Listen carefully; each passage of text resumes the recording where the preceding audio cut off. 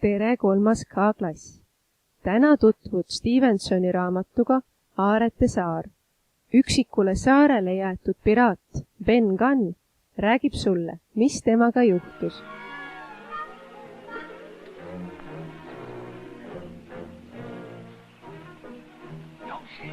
Don't shoot!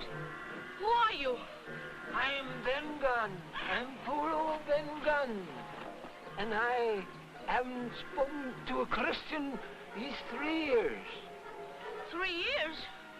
Were you shipwrecked? Nay, mate, we're owned 3 years ago.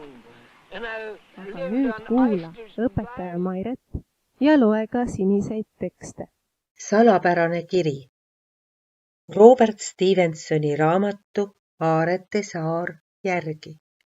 Mina, Ben Gunn, ainus piraatide poolt saarele jäetud meremees, asusin elama Vahemeres, asustamata saarele, kaasas ainult püss, kirves ja natukene toitu.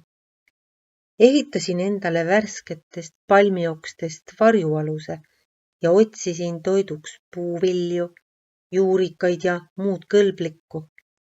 Minu elu oli pidevalt ohus, mind jälgivate kiskjate tõttu, kuni kolisin elama uivanud puudest ehitatud majja.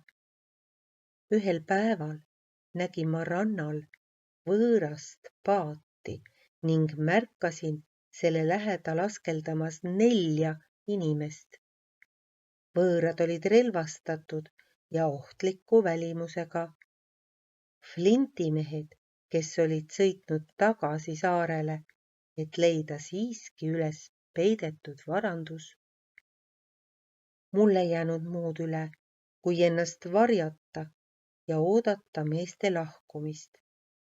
Ma olen elanud siin saarel, mida ma nimetan Aarete saareks, 3 aastat, 2 kuud ja 14 päeva ja olen üksik, väga üksik. Teie Ben Gunn. 1851. aasta märtsikuu 4. päeval.